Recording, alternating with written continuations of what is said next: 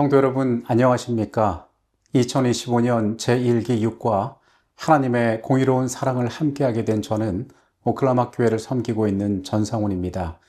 이번 한 주 동안 하나님께서 우리의 모든 만남 가운데 함께 하시기를 간절히 바라겠습니다. 기도하시고 이 시간을 시작하겠습니다.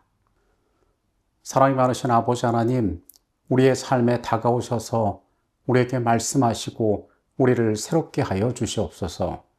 이 한 주간 동안 하나님의 사랑이 우리에게 어떻게 주어졌으며 하나님의 정부가 어떠한 기초 아래 운영되는지를 우리가 살펴보기를 원합니다. 올바로 주님을 이해하고 올바로 사랑하는 법을 배우는 시간들이 되도록 주여 이 시간 같이 하여 주시옵소서.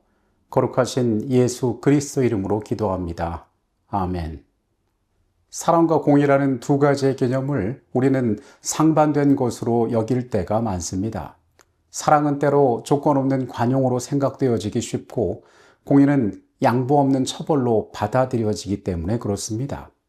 하지만 하나님의 말씀인 성경은 하나님께서는 이 두 가지의 속성을 동시에 갖고 계신다라고 이야기합니다.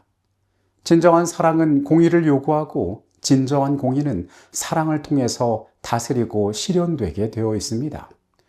우리는 한 주일 동안의 말씀을 통해 이 두 가지가 어떻게 조화로운 하늘 정부의 원칙인지를 살펴보게 될 것입니다. 오늘의 주제는 사랑과 공의입니다. 시편 89편 14절의 말씀입니다. 의와 공의가 주의 보좌의 기초라. 인자함과 진실함이 주 앞에 있나이다. 시편 89편 14절의 말씀은 공의가 하나님의 보좌의 기초가 된다라고 말합니다. 시편 33편과 이사야 61장 역시 하나님께서 공의를 사랑하시는 분이라고 분명하게 선언하고 있습니다. 시편 33편 5절은 말합니다. 그는 공의와 정의를 사랑하시며 세상에는 여호와의 인자하심이 충만하도다. 이사야 61장 8절은 말합니다. 물은 나 여호와는 정의를 사랑하며 불의의 강탈을 미워하여 성실히 그들에게 갚아주고 그들과 영원한 언약을 맺을 것이라.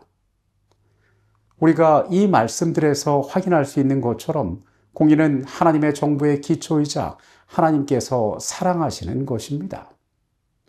우리는 이렇게 생각할 수 있습니다. 그렇다면 과연 이 공의라는 개념과 사랑은 어떻게 연결되고 조화로워질 수 있을까? 성경에서 사랑과 공의의 개념은 뗄래야 뗄 수 없는 관계로 연결되어져 있습니다. 하나님의 사랑과 하나님의 공의는 함께 가며 하나님은 이 세상에서 의와 공의가 이루어지기를 진심으로 원하시기 때문입니다. 기별을 받은 선지자들은 불의한 법, 속이는 저울, 가난한 자와 과부 또는 약자에 대한 불의와 압제 등 모든 종류의 불의를 일관되게 비난합니다. 하나님의 기별을 전한 그들을 통하여 하나님께서 악을 미워하시는 것을 우리가 알 수 있습니다. 하나님의 말씀은 관대하고 너그러운 사랑만을 이야기하지 않습니다. 그 가운데 반드시 원칙적으로 주어진 공기와 같은 배경이 있으니 그것은 모든 곳에 하나님이 계시는 모든 곳에 공의가 함께한다라는 사실입니다. 예레미야 9장 24절입니다. 자랑하는 자는 이것으로 자랑할지니 곧 명철하여 나를 아는 것과 나 여호와는 사랑과 정의와 공의를 땅에 행하는 자인 줄 깨닫는 것이라.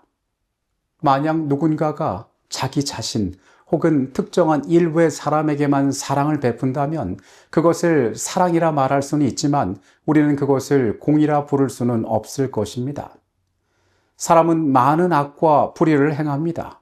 하지만 하나님께서는 말씀처럼 끊임없이 사랑과 정의와 공의를 땅에서 행하시는 분이십니다. 하나님께서는 이 사랑과 공의를 동시에 이 땅에서 이루어 가시는 분임을 우리는 기억해야 할 것입니다. 하나님의 말씀인 성경은 이 세상의 끝에 분명한 심판을 이야기하고 있습니다. 그것은 누군가에게 두려운 말처럼 들리기도 합니다. 하지만 이 성경 전체에서 하나님께 충성된 사람들은 악을 행하는 자와 압제하는 자를 벌하고 불의와 압제로 씨름하는 자에게 정의와 구원을 가져다주는 하나님의 심판을 매우 좋은 일로 열렬히 기대하게 됩니다.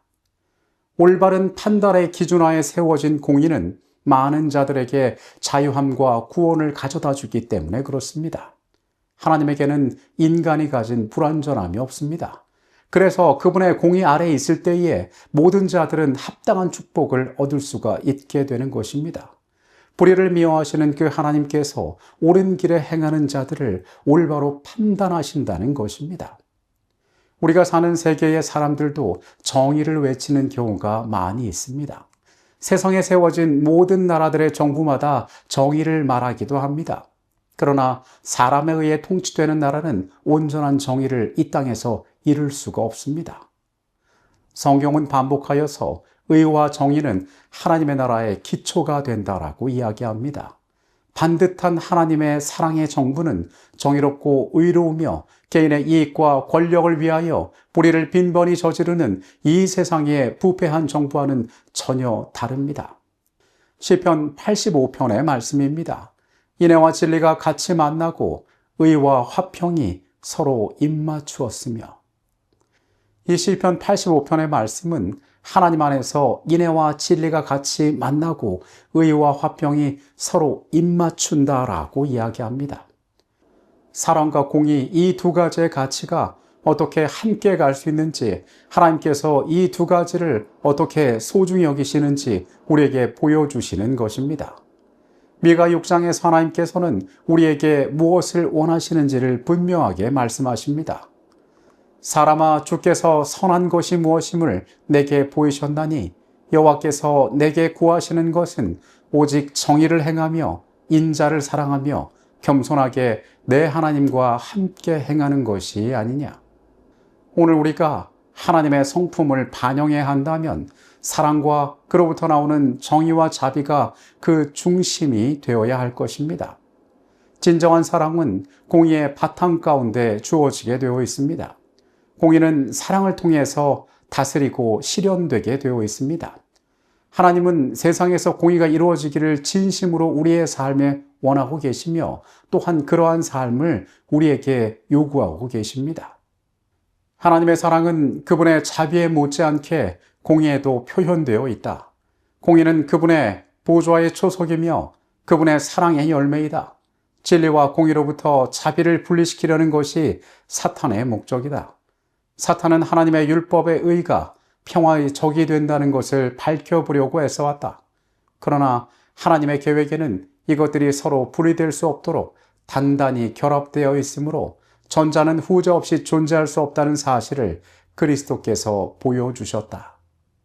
여러분, 다음 없는 하나님의 사랑은 하늘 정부의 원칙인 공의 가운데에 이루어진다는 사실을 우리는 기억할 필요가 있습니다. 그분은 공의를 사랑하시며 그분은 이 땅에서 공의가 이루어지기를 원하시는 분입니다. 하나님께서 그 기초 가운데 우리에게 사랑을 베푸셨다는 사실을 우리는 늘 기억해야만 합니다. 하나님께서 중요한 원칙으로 삼으신 이 공의가 우리의 삶에 역시 중요한 원칙이 되기를 간절히 바라겠습니다. 기도하시겠습니다. 말씀을 통하여 하나님께서 어떠한 분이신지 우리에게 가르쳐 주십니다. 주께서 공의를 사랑하시며 그 공의가 하늘 정부의 기초가 됨을 오늘 또한 우리가 깨닫습니다. 하나님, 우리를 사랑하시되 공의의 원칙 가운데 우리에게 그 사랑을 베푸셨음을 우리가 깨닫게 하여 주시옵소서. 그리고 그 원칙 가운데 행해지는 사랑이 우리에게 어떻게 역사하는지 우리가 또한 발견하게 하여 주시옵소서. 연약한 우리의 삶이 온전하신 주님을 따르기를 원합니다. 이 시간에 우리와 함께 계셨음에 감사드립니다. 예수 그리스도 이름으로 기도합니다. 아멘.